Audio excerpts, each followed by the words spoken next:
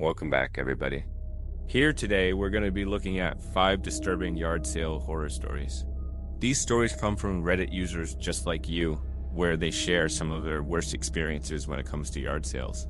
Make sure to let me know in the comments which story is the most disturbing to you. And if you want more videos like this, make sure to check out my channel. Let's get into it. The first story is weirdest thing seen at a yard sale. When I was going through the boxes of my recently deceased grandmother's belongings, I found an old box filled with what looked like hippie-style clothing. Included were several colorful shirts, a tie-dye dress, flowy pants, and jewelry. My mom had no idea what they were doing there. My sister and I decided to wear them to the next yard sale we went to. People gave us weird looks, but no one made any comments. That was until a couple in their mid to late 20s pulled up in a beat-up old pickup truck. The guy said, "Hey man, those are sweet shirts. Where did you get them?"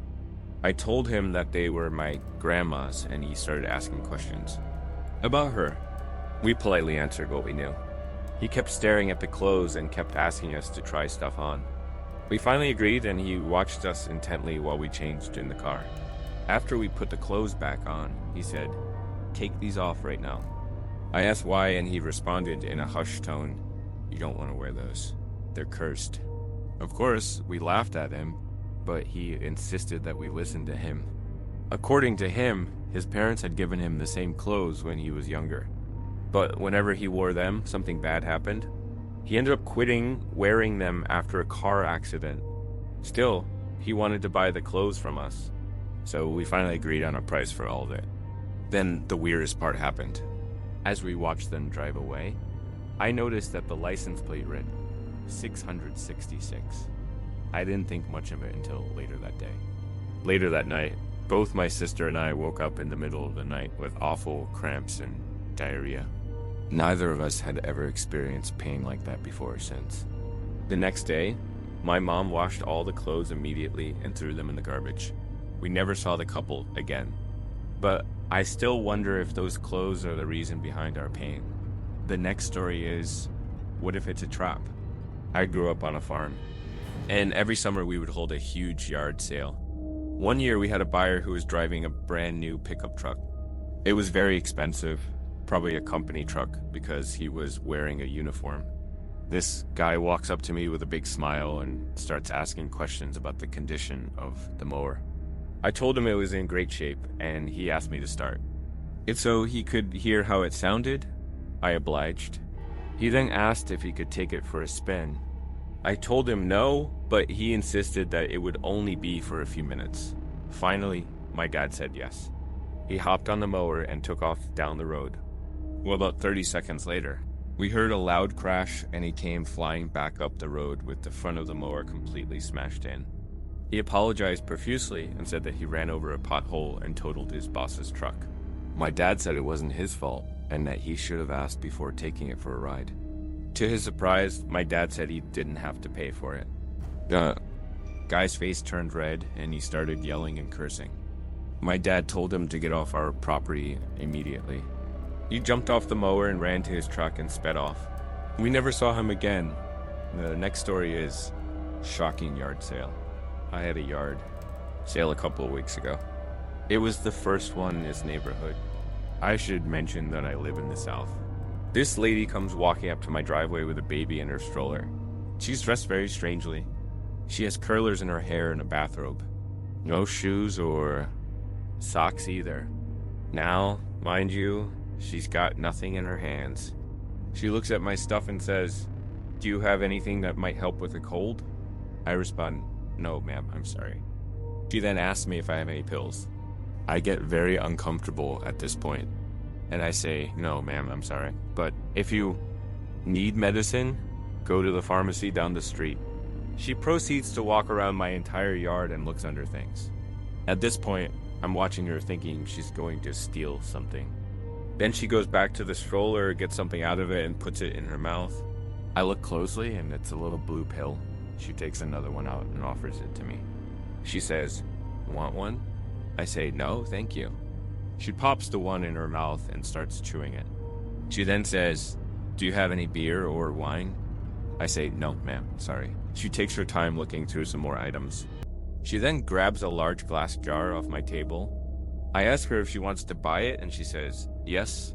She then puts the till in a jar and fills it up with water from the spigot outside. She puts the lid on and starts shaking it.